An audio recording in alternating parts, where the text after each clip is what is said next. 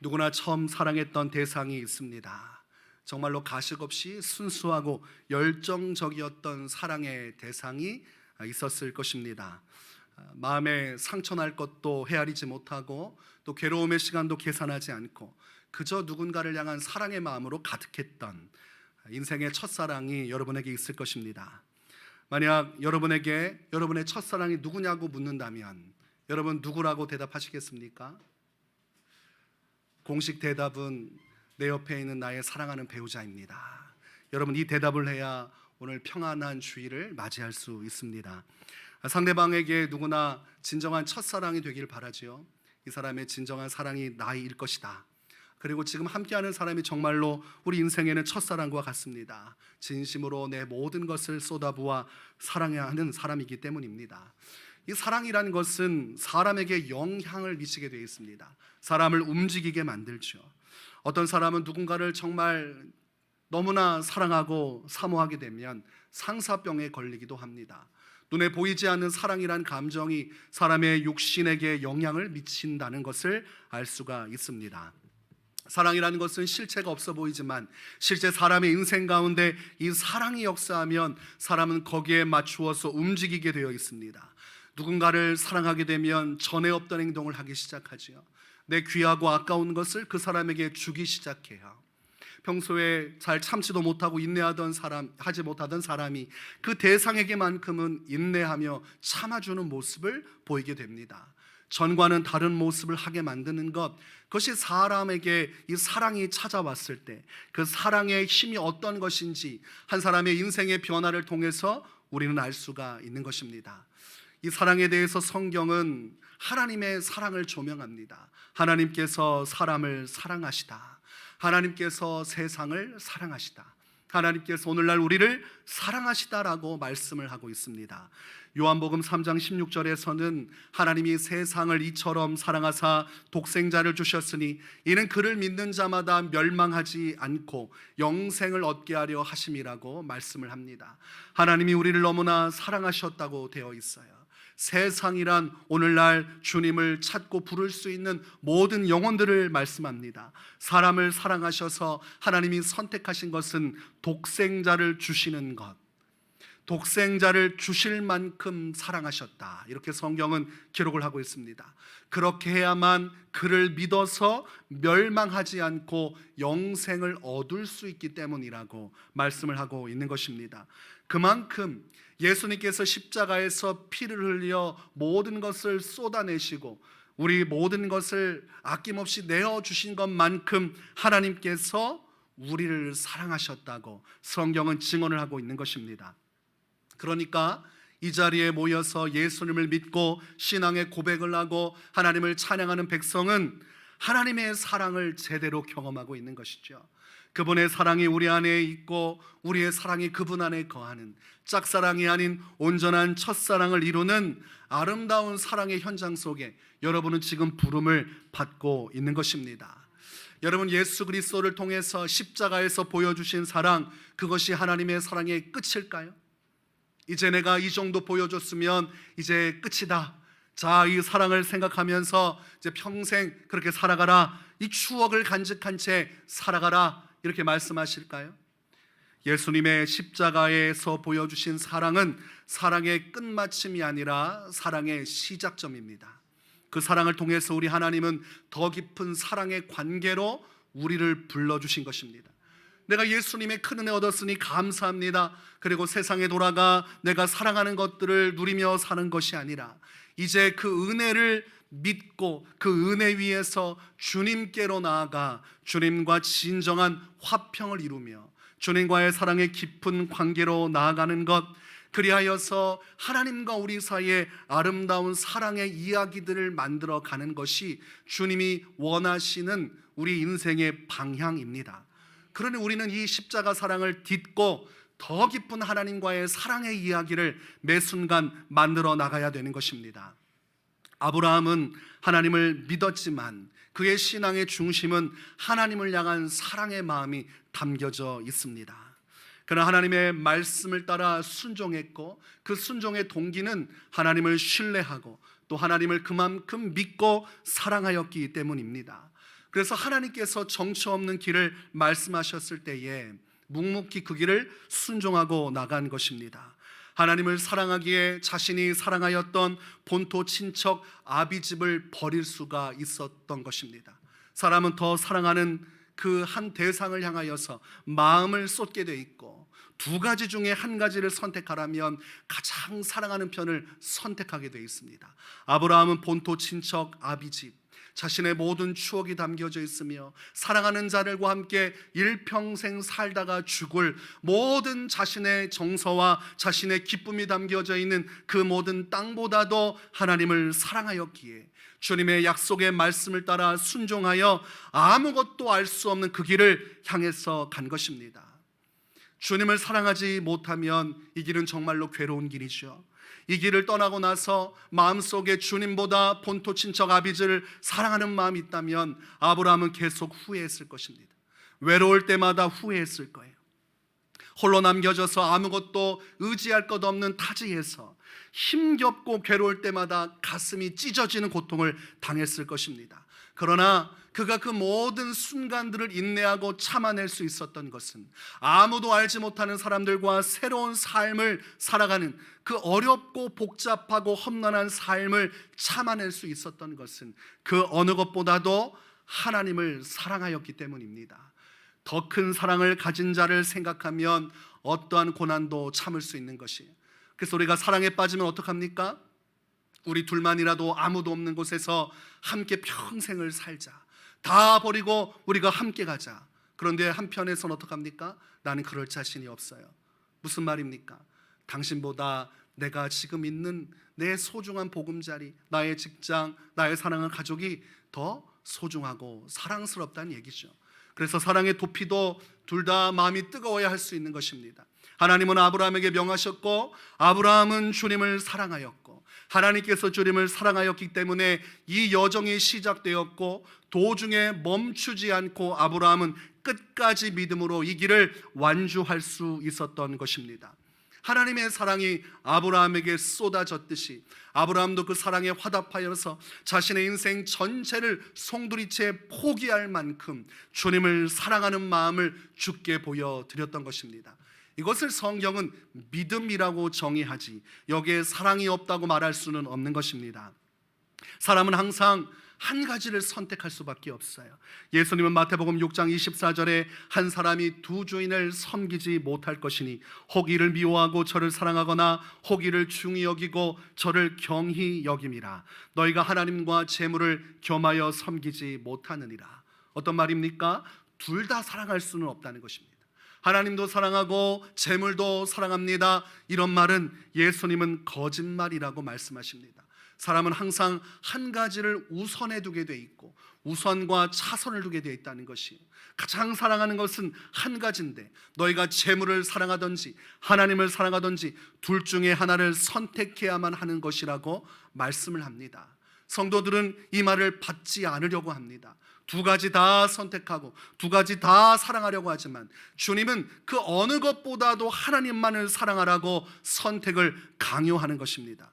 아브라함은 그렇게 하나님을 선택하였고 그리하여 그는 믿음의 사람으로서 성경에 기록될 수 있었습니다. 여러분, 아브라함이 먼저 하나님을 사랑하였을까요? 아니면 하나님이 먼저 아브라함을 사랑하였을까요? 이 놀라운 사랑의 시작은 어디로부터 시작된 것입니까? 하나님으로부터 시작됐지요. 요한일서 4장 19절에 우리가 사랑함은 그가 먼저 우리를 사랑하셨습니다. 로마서 5장 8절에 우리가 아직 죄인 되었을 때에 그리스도께서 우리를 위하여 죽으심으로 하나님께서 우리에 대한 자기의 사랑을 확증하셨느니라. 이렇게 말씀을 합니다. 사랑은 나로부터 시작돼서 하나님이 화답하시는 것이 아니라 전능하신 하나님이 먼저 우리를 사랑하셨고 그래서 먼저 우리에게 사랑의 손길을 내어 미셨다는 것입니다. 사람은 그저 하나님이 내미신 그 사랑의 손길을 붙잡음으로 말미암아 이제 멸망에서 벗어나 생명으로 들어가고 영원한 지옥의 형벌이 아닌 천국의 영광으로 들어가고, 이 땅에서 연약하고 부족한 죄인임에도 불구하고 의롭다함을 받고 하나님의 나라 천성으로 나아가게 됩니다. 그러니 이 사랑이라는 관점에서 볼 때 우리의 인생은 은혜 속에 뒤덮여 있는 것입니다. 하나님이 나를 사랑하여서 내민 손을 그저 잡았을 뿐인데, 하나님은 우리 인생에 찾아오사 구원을 베푸시고 우리 인생에 소망을 주시고 영원토록 함께 하시는 은혜와 자비를 베풀어 주신 것입니다. 찬양 가사 중에 은혜라는 노래의 찬양 가사가 이렇습니다. 내가 누려왔던 모든 것들이, 내가 지나왔던 모든 시간이, 내가 걸어왔던 모든 순간이 당연한 것 아니라 은혜였어. 우린 인생을 살아가면서 하나님을 만나고 하나님과 함께 인생의 어려움을 헤쳐나가는 것을 당연하다고 여기지만, 여러분, 그 깊이를 살피면 우리가 헤아릴 수 없는 그 사랑의 깊이 속에서 하나님의 사랑이 우리에게 임하셨음을 깨닫는다면 모든 것이 은혜구나, 내가 예수님을 믿을 수 있었음에 감사하고 그 은혜를 우리는 헤아릴 수 있어야 합니다. 우리의 일상된 모든 삶 속에 나타난 주님의 자비와 사랑의 손길을 느끼면서 나는 참으로 그 크신 은혜 가운데 머물러 있는 사람이구나, 이런 고백을 우리는 할 수 있어야 합니다. 당신은 사랑받기 위해 태어난 사람이란 찬양의 가사처럼 정말로 우리는 사랑받을 자격이 없음에도 하나님께서 우리를 사랑하여 주셔서, 그렇기 때문에 당신은 사랑받기 위해 태어난 사람이란 말이 참으로 맞는 것입니다. 하나님이 그렇게 결정하셨고 그렇게 사랑하기로 우리에게 마음을 먹고 모든 것을 내어주셨기 때문입니다. 이것을 깨닫는다면, 이 은혜를 깨닫는다면, 이 죄 많은 우리의 죄인됨을 깨달을 때마다 이 크신 은혜 속에서 우리는 감사와 찬송을 올려드릴 수밖에 없는 것입니다. 오늘 본문에서 하나님은 우리에게 나의 사랑, 내 어여쁜 자야 라고 불러주고 계십니다. 이 본문은 실제로는 솔로몬과 술람비 여인의 사랑의 속삭임을 기록하고 있는 것입니다. 남녀간의 사랑의 속삭임을 있는 그대로 표현해서 이 아가서를 보자면 민망하기 그지없습니다. 굳이 솔로몬과 술람비 여인의 연애의 내용들을 왜 우리가 읽어야 하는가? 성경 말씀에서 이것은 제외해도 문제가 되지 않겠는가? 그렇게 보는 신학자들도 있습니다. 그러나 우리가 겉으로 볼 때는 솔로몬과 술람미 여인의 관계를 기록하고 있는 것 같지만, 이 성경 아가서는 하나님과 하나님의 사람들 간의 사랑을 기록을 하고 있는 것입니다.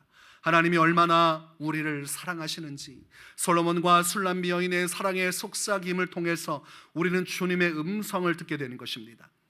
솔로몬이 사랑하는 여인에게 나의 사랑, 내 어여쁜 자야 라고 부르는 것이 곧 하나님께서 신부된 우리에게 나의 사랑, 내 어여쁜 자야 라고 불러주시는 것과 같은 것입니다.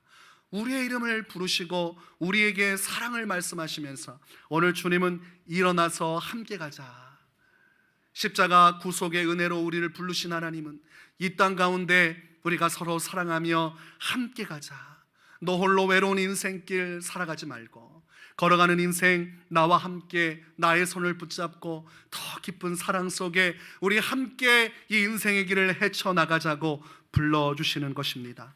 우리 하나님은 오늘도 우리를 찾고 부르시는 것이, 우리 인생 가운데 주님이 가장 소중한 분이 되기를 바라고 계시고, 우리가 주님의 이름을 부르고 주님을 생각하고 주님을 사랑하는 마음으로 우리의 인생 가운데 주님을 가장 극진한 분으로 여기며 우리의 인생의 길을 걸어가기를 기뻐하시는 분이 하나님이십니다. 하나님께서 아담을 왜 창조하셨습니까? 그를 창조한 이후에 그와 함께 동산을 거니시기를 좋아했기 때문입니다. 아담을 창조하시고 하나님은 아담을 통해서 기쁨을 누리셨어요. 그와 함께 사랑의 관계를 맺는 것을 너무 기뻐하셨어요. 그런데 아담이 혼자 살아가는 것이 너무 마음 아파서 하나님께서 그의 갈빗대를 취하여 여자인 하와를 만드셨고 그들을 부부로 만드시고 그들 부부와 함께 동산에서 거니시기를 기뻐하셨습니다. 이것은 친밀하고도 온전한 사랑의 관계를 주님은 태초부터 원하셨고, 그래서 창조의 일들이 일어났고, 오늘날 예수 그리스도를 통해서 하나님은 그 영원한 사귐과 사랑의 관계를 회복하기를 원하신다는 것을 깨달아야 됩니다. 아담이 범죄하여 하나님 앞에서 죄를 짓고 그가 가장 먼저 한 것은 하나님을 피한 것이었습니다. 하나님은 그의 이름을 부르면서 아담아 내가 어디 있느냐 함께 인생의 길을 걸어가고자 했으나 그는 주님을 버리고 죄악의 길로 들어서서 이 관계는 파탄지경에 이르게 되었습니다. 그러나 이것을 회복시키기 위하여서 아들이신 예수님을 십자가에 죽으심으로 다시 아담과의 관계가 회복되듯이 우리를 인생 가운데 하나님과의 관계로 불러내신 것입니다. 그런 여러분은 아담과 같은 존재요, 하나님께서 에덴 동산에 거느렸던 것처럼 여러분의 짧고 유한한 인생 가운데 주님은 여러분의 이름을 부르시며 함께 인생이란 동산을 거닐기를 지금도 원하시는 것입니다. 사람들이 힘들고 낙심될 때 각자마다 자기가 의지할 곳으로 찾아가지요. 그러나 우리가 돌아갈 곳은 아버지의 품밖에 없습니다. 당자가 아버지의 모든 재산을 가지고 세상으로 나아갔지만 사람들은 그를 사랑하지 아니하였습니다. 그의 재물을 사랑하였고 그가 가진 세상의 명예를 사랑하였지, 그것이 다 사라지고 난 이후에는 사람들은 뿔뿔이 다 흩어지고 그를 버렸어요. 그를 여전히 사랑하고 기다리셨던 분은 단 한 분, 아버지였는데 성경은 그것이 바로 하나님 아버지라고 말씀하고 있는 것입니다. 우리 인생 가운데 우리가 망하고 모든 것을 다 빼앗기고 정처 없이 헤맬 때에도 우리를 유일하게 사랑해 주시고 기다려 주시는 분은 하나님 아버지밖에 없습니다. 세상 사람들 여러분 다 버리고 배척할 때, 여러분이 큰 잘못을 행하여 사람들에게 비난받고 정죄받을 때 그 순간에도 여러분을 사랑하여서 기다리고 계신 분은 하나님밖에 없는 것입니다. 하나님은 우리 인생의 좋은 날만 함께 하시는 것이 아니라 힘겨운 날, 슬픈 날, 괴로운 날, 고통의 날들 가운데서도 우리를 여전히 사랑하시는 분입니다. 그래서 하나님의 사랑의 특징은 변함이 없다. 여러분, 사람의 사랑은 변하게 돼 있어요. 시간이 지나면서 변질되게 돼 있습니다. 처음에는 그렇게 뜨겁게 사랑했던 부부도 시간이 흘러가면서 마음이 차가워지고 그리고 별거를 하고 이혼까지 하지요. 영원한 사랑은 이 세상에 존재할 수 없습니다. 변하지 않고 완전하고 지고지순한 사랑은 성경에서 유일하게 말씀하시는 하나님의 사랑밖에 없는 것입니다. 날이 변하고 계절이 변하고 인생이 변하고 나의 날수가 변하고 내가 노년에 이르러 젊은 날의 그 아름다운 향기가 보이지 않아도 하나님은 과거 20년, 30년 전에 나를 사랑하셨던 그 사랑 그대로 지금도 나를 사랑하시는 분이십니다. 모두가 다 나를 떠나고 생활의 길어짐 속에서 죽음을 맞이하고 다 떠나가는 순간에도 변함없이 내 옆을 지키시고 나를 사랑해 주시는 분은 하나님밖에 없는 것입니다. 오늘 본문 11절과 12절에서 이렇게 말씀합니다. 겨울도 지나고 비도 그쳤고 지면에는 꽃이 피고 새가 노래할 때가 이르렀는데 비둘기의 소리가 우리 땅에 들리는구나. 하나님은 매섭고 추운 겨울에도 함께 하셨고 추적추적 비가 내리는 슬픈 그 어느 날 어두운 날씨 속에서도 함께 하셨고 새로운 날이 펴고 꽃이 피고 새가 노래하는 아름다운 날들 속에서도 여전히 함께 하셨습니다. 계절의 변화와 상관없이 우리 인생의 생사화복과 상관없이 하나님의 사랑은 여전히 우리 앞에 있음을 성경은 말씀하고 있는 것입니다. 예레미야 31장 3절에 옛적의 여호와께서 나에게 나타나사 내가 영원한 사랑으로 너를 사랑하기에 인자함으로 너를 이끌었다 하였노라. 그렇게 말씀하고 있습니다. 영원한 사랑으로 너를 사랑하기에 인자로 너를 이끌었다. 내 사랑은 변함이 없으며 과거나 오늘이나 영원히 너를 사랑하기에 나는 너의 인생 가운데 영원토록 인자한 하나님이라. 주님이 그렇게 자신을 계시하셨다고 말씀을 하고 있는 것입니다. 그러니 여러분, 우리 주님의 사랑은 우리의 모든 삶을 들여 주님을 사랑해도 바꿀 수 없을 정도로 가장 귀한 사랑입니다. 사도 바울은 예수님을 알지 못했을 때는 이 사랑의 깊이를 깨닫지 못했어요. 그러나 다메섹 도상에서 예수님을 만날 때 진심으로 그 예수란 사람이, 예수란 유대인 청년이 하나님의 아들이요, 그분이 자신을 사랑하여 십자가에서 죽으셨다는 그 사랑의 확신이 그의 마음을 지배할 때에 그는 자신의 모든 인생을 아낌없이 예수님을 위해 바칠 수 있었던 것입니다. 자신이 가졌던 모든 명예와 자신이 앞으로 누리게 될 모든 것들, 자신이 지금까지 쌓아왔던 지식들을 배설물로 여기면서까지 그는 주님을 사랑하는 자리에 서기 위하여 모든 삶의 것을 아낌없이 주께 드렸습니다. 로마서 8장 36절에서 39절에 사도 바울이 확신하고 있는 하나님의 사랑에 대해서 이렇게 말씀하고 있습니다. 기록된 바 우리가 종일 주를 위하여 죽임을 당하게 되며 도살당할 양같이 여김을 받았나이다 함과 같으니라. 그러나 이 모든 일에 우리를 사랑하신 이로 말미암아 우리가 넉넉히 이기느니라. 내가 확신하노니 사망이나 생명이나 천사들이나 권세자들이나 현재일이나 장래일이나 능력이나 높음이나 깊음이나 다른 어떤 피조물이라도 우리를 우리 주 그리스도 예수 안에 있는 하나님의 사랑에서 끊을 수 없으리라. 여러분, 이것은 사도 바울 시대에 사도 바울이나 특정한 사람이 느낀 개인적인 감정으로 끝나는 것이 아닙니다. 그 시대와 이 시대를 연결하는 진리인 하나님의 말씀이기 때문에 사도 바울이 느낀 이 하나님의 사랑, 끊을 수 없는 사랑은 오늘도 동일한 것입니다. 사도 바울이라 한 이 주체 안에만 임한 것이 아니라 그를 통해서 주님은 우리 모두를 사랑하고 계심을, 이 사랑은 끊어질 수 없는 것임을 기록을 하고 있는 것입니다. 세상이 다 뒤바뀌어도 여러분, 변하지 않는 것은 한 가지입니다. 하나님의 사랑입니다. 여러분, 하나님의 사랑은 누구도 끊을 수 없어요. 아들을 죽이면서까지 완전하게 우리를 보여주신 그 사랑을 생각할 때 우리의 신앙은 박동하기 시작하죠. 죽었던 심장이 다시 깨어나듯이 이 사랑 안에 머물고 이 사랑을 확신할 때 우리는 살아갈 이유를 찾게 되고, 내가 왜 오늘 존재해야 되는지, 무엇을 위해 살아가야 하는지, 나의 삶은 어떠한 가치가 있는지, 내 삶을 이 사랑 안에서 재해석하게 되고 그 안에서 소망을 가지고 하루하루 감사와 기쁨을 누리며 살아갈 수 있는 것입니다. 제가 위례세움교회 부임한 지 2년이 넘어가고 있습니다. 횟수로 하면 3년 차가 되고 있습니다. 부임할 때 교회가 겪고 있는 어려움을 다 알지 못했지만 참으로 힘든 상황임을 알고 있었습니다. 제가 부임하기로 결단하고 올 때부터 더 큰 어려움이 있었지요.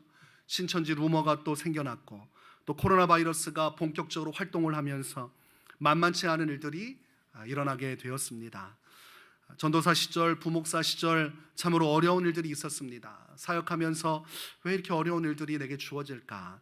그러면서 몇 번이나 주님 살려달라고 하면서 있는 자리에서 최선을 감당했습니다. 저는 제가 담임 목사가 되면 이제 고생을 많이 했기 때문에 앞길이 술술 풀려날 거라고 생각했어요. 연단을 이 정도 받았으면 하나님도 양심이 있기 때문에 이제 연단을 그만시키겠지, 이 정도면 괜찮은 것 같다, 이런 생각을 스스로 했습니다.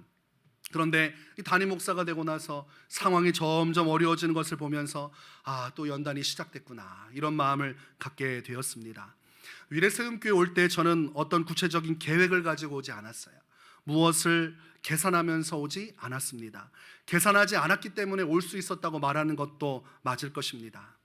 여기에 올 때에 여러 가지 분들이 수많은 피드백을 해주셨어요. 어떤 분은 본인이 막 흥분하셔서 찾아와서 어떻게 이렇게 교회에 충성된 사람에게 이런 어려운 일을 줄 수 있는가, 목사님이 얼마나 고생했는지 내가 잘 알고 있는데 이것은 있을 수 없습니다, 당장에 들고 일어날 것처럼 얘기를 하시길래 제가 만류했습니다. 그러지 마십시오.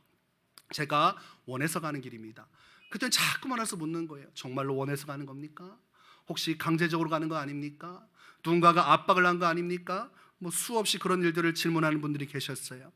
그리고 어떤 분들은 굉장히 난감해하는 것을 봤어요. 마주쳤는데 저한테 그러는 거예요. 목사님, 축하를 해야 할지 무슨 말을 해야 할지 모르겠습니다. 그래서 제가 축하해 주십시오 했더니 축하드립니다. 이게 무슨 상황입니까? 그냥 지나가면 지나갔지 그런 얘기는 무슨 의미입니까? 또 어떤 분은 찾아와서 그러셔요. 정말 좋은 선택했습니다. 그리고 손을 꼭 잡아주시는 거예요. 저는 그분이 같이 올 줄 알았어요. 근데 이제 저는 보내시고 그분은 지금도 아마 열심히 사역을 하신 것 같아요. 잘하셨다고 그러는 거예요. 또 어떤 분은 사실 최 목사님이 가셔야 안심이 됐는데, 지금 말하기 좀 그렇지만 최 목사님이 가시는 게 잘 된 것 같습니다, 그런 말씀을 하시는 권사님도 계셨어요. 또 어떤 원로 장로님은 저를 붙들면서 큰 꿈을 놓치지 말라고, 그분이 전부 항상 저의 손을 붙잡으면서 큰 사람이 될 거다, 큰 꿈을 놓치지 말아라 그러셨는데, 여기를 가시는 걸 알면서 그 교회 로비에서 제 손을 잡는 거예요. 결코 꿈을 포기하지 말아라. 큰 꿈을 가져가라. 뭐 그렇게 말씀하신 것을 들었습니다.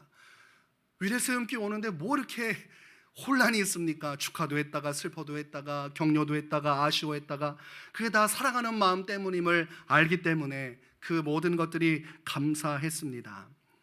지난 2년이 지나갔어요. 목회적으로는 참 힘든 시간입니다.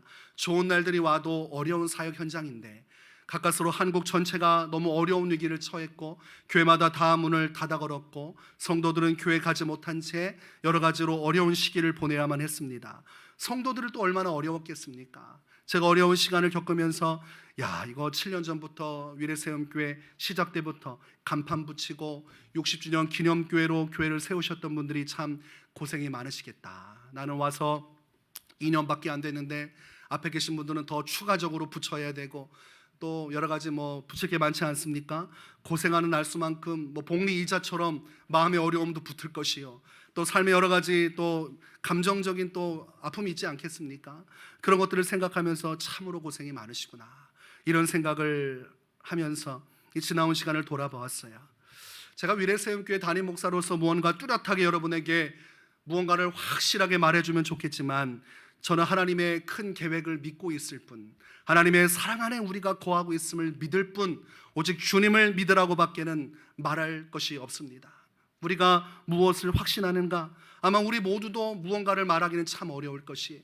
어려운 상황, 힘겹고 어려운 시기 속에서 우리가 이곳에 모여서 예배하는 것조차도 기적인 이 시대 속에서 우리 교회는 어떻게 해야 되는가? 어떤 사역을 펼쳐야 되는가? 여러 가지 수많은 생각을 하면서 계속해서 기도하고 있는 시점입니다. 엊그제 금요 성령 집회를 하고 하나님 앞에 열심히 찬양하고 기도를 하는데 그때 하나님께서 제 마음속에 말씀을 주시기를 걱정하지 말아라. 내가 다 계획을 세우고 있다. 이 말씀만 딱 주시는 거예요. 사실 그 계획이 뭡니까? 라고 묻는 것이 저한테는 중요한데 하나님이 그 말씀은 해주지 않으셨어요. 계획이 있다. 걱정하지 말아라. 그 이전에도 깊이 기도할 때마다 항상 하나님께서 걱정하지 말아라. 다 계획이 있다. 동일한 말씀을 계속해서 주시는 것이 하나님 앞에서 아브라함은 아무런 계획이 없었습니다. 그저 하나님을 사랑하여서 가라고 하니까 갔고 하나님이 예비하신 땅으로 갔더니 그분이 그 길을 인도해 주셨습니다. 아마도 하나님은 오늘날 저에게도 여러분에게도 아브라함의 믿음을 요구하시는 것이라 생각을 하게 됩니다. 아무 걱정하지 말아라. 내가 다 계획을 가지고 있다. 제가 특별 새벽 기도회를 인도하고 또 교회 여기저기 공사활동을 하면서 꽤나 힘든 시간을 보냈습니다. 여러분들은 잘 모르시겠지만 먼지가 난무하고 사람들이 왔다 갔다 하면서 여러분이 올 때마다 뭔가 이제 해와 달의 위치가 바뀌듯이 계절이 바뀌듯이 교회가 바뀌었네 싶겠지만 그 안에 제가 엄청나게 먼지를 뒤집어 쓰면서 예배 준비하랴 이 공사 확인하랴 여러 가지 정신이 없었습니다. 그러고 나니까 지치는 거예요. 힘이 떨어지는 것이. 그런데 하나님께서 금요 성령 집회에 하나님 앞에 나가면 세임 주신다는 말씀을 준비하게 하시는데 그날도 쉬지를 못해서 피곤하고 두통이 오는데 이 설교 말씀을 준비하면서 애매한 것입니다. 세임을 주신다고 했는데 내가 지쳐 있으면 안 되지 않나. 그래서 주님 세임 주십시오. 세임 주십시오. 했더니 또 주님이 세임을 주시는 거예요. 그래서 열심히 금요 성령 집회를 준비하고 또 토요일 날 미진한 부분들 정리하고 또 그러면서 밤 늦게서야 돼서 또 깊이 말씀을 묵상하는 시간을 가졌어요. 그때 제가 드릴 수 있는 것은 한 가지밖에 없었습니다. 하나님 정말로 사랑합니다. 아무도 없는 곳에서 누구도 알아주지 않은 사역의 현장 속에서 지치고 힘든 혼자만의 고독한 시간에 하나님을 향한 내 사랑을 고백할 때에 제 안에서 뭉클한 마음이 드는 거예요. 그렇지, 내가 이 교회를 섬기고 이 교회에서 이렇게 최선을 다해서 사람들이 알아주든 알아주지 않든 결과가 어떻든 상관없이 하나님을 위해 모든 걸 쏟는 이유는 한 가지지. 하나님을 사랑하기 때문이구나. 하나님을 사랑하기 때문이구나. 이 확신을 갖게 되고 이 고백을 주께 드릴 때에 모든 것들은 아무런 의미가 없는 것이 되었습니다. 복잡한 교회 사역도 교회의 미래도 성도들이 겪는 어려움도 수많은 문제가 산재하여 손 위에 놓여져 있지만 내가 지금 주님을 사랑하여서 주님을 위해 살아가는 이 인생 가운데 서 있음으로 인해서 이것만으로도 모든 것이 다 해답이 될 수 있다는 것을 깨달았습니다. 설교를 준비하면서 주님의 깊은 임재를 느꼈어요. 하나님께서 함께 하심을 느꼈고 주님에 대한 사랑의 고백을 드렸어요. 주님 사랑합니다. 주님 이렇게 주의 말씀을 전할 수 있음에 감사합니다. 어려운 여건 속에서 성도들과 함께 주님을 섬길 수 있는 이 모든 것들, 제가 바라는 큰 꿈은 눈앞에 있지만 설령 그것이 주님의 뜻이 아니더라도 주님, 이 순간 내가 주님과 함께하고 주님의 사랑 안에 거하고 주님을 내가 사랑하고 주님의 뜻 안에 거할 수 있다는 이 자체만으로 저는 깊이 감사합니다. 그러니까 모든 것이 은혜가 되기 시작했어요. 여러분, 예수님이 오시는 날 교회가 드릴 수 있는 것은 무엇이 있을까요? 교회가 예수님께 드리는 것은 바로 사랑입니다. 우리가 지금 가장 중요하게 여겨야 될 것은 교회 이모저모에 부족한 것이나 사람의 연약함이나 사람의 빈자리가 아니라 지금 내가 주님을 사랑하고 있는가에 대한 것입니다.